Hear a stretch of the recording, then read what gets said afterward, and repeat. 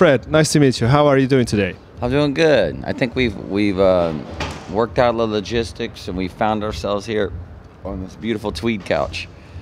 All right, that's a good start. Yeah. You're getting ready for the show. From what I understand, you've been touring in Europe for the last month on this round of festivals and some one-off shows, headlining shows. I believe you were in Russia as well. How did that go? It was amazing. We've had an incredible experience this past month, and just the vibe and the spirit and the crowd reactions have been unbelievable. And we usually go to Moscow or St. Petersburg, and when we go to Russia, but this time we were able to venture a little further to Samara, and it was pretty unforgettable. There were 307,000 people there, and it was just, it was crazy, man. So the vibe is really different. What is it that makes it special for you?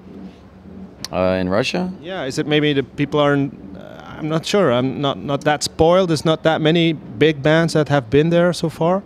Well, I mean, I definitely don't feel the sense of them being jaded at all. Very appreciative, excited, and you know, it's an unraveling over there. New things are being exposed. More and more people are coming in, and the festivals are sort of like a new thing there, but they're starting to get a lot bigger, and the headlining shows feel like really, really big, powerful shows. It's just an incredible place to go. Yeah, that's cool. That's a very interesting market, so to speak, for a lot of bands. I mean, there will be a lot of bands following in your footsteps, I suppose. Yeah, I definitely think if you're in a rock band and you want to have a great time in Eastern Europe, you definitely better go hit up Russia. Yeah. All right, that's nice advice. Of course, you've been here in Belgium a number of times. You played on the main rock festivals previously, but this is like a real metal festival. It's the Graspop metal meeting. Does that make it different for you guys as well? Will there be? Is there a different approach in the set, for example?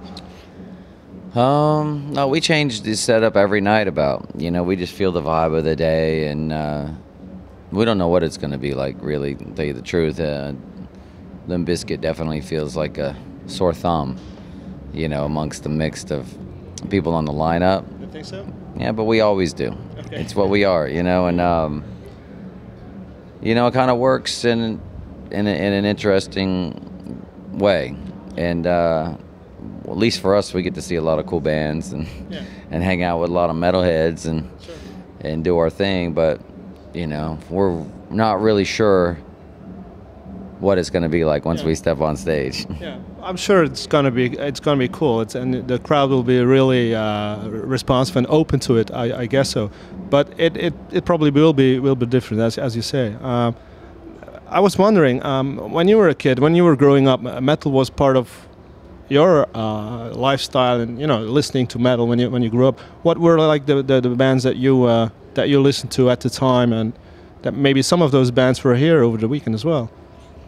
I think when I started getting into metal, first I got into punk rock and hardcore. That was my thing at first. I used to listen to like 7 Seconds and SNFU and Dead Kennedys, and I got into DRI, which is, you know, kind of metal, kind of yeah. And you know, just I was deep into Minor Threat and things like that, and I guess I can remember some of my first metal experiences really hitting me was Pantera, you know, big deal for me. And then when they came out with Vulgar Display of Power, it definitely was a nail in the coffin there. It was like, oh, because there was a groove to it, you know? Absolutely. And a voice there that was one to be reckoned with, you know what I mean? And just started getting into all kinds of different types of metal. At the same time, I really like fat beats and all kinds of shit, so it just sort of was a schmegma of everything, and that created a bit of disgust with people that I would encounter throughout my life, because it was one thing or the other. you know. And you brought it together, obviously. I was this guy that they were like, no, no, no, no, you can't listen to that and that. You know, you could get the fuck out of here if you'd like that. And I'm like, oh, I'm not gonna get the fuck out of here then.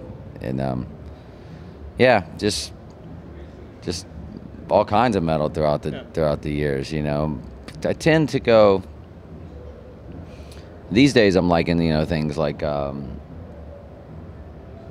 know, when it comes to metal, I like a Lamb of God type feel, you know. And they were here yesterday. They were awesome as always. Yeah, they make some sick grooves, man, and riffs. Yeah, I don't know. I mean, it's just in you. It's in you or it isn't. You know, if it's part of your makeup and it's in your blood, it's just there forever, no matter what. You can tell by the 75-year-old people out there.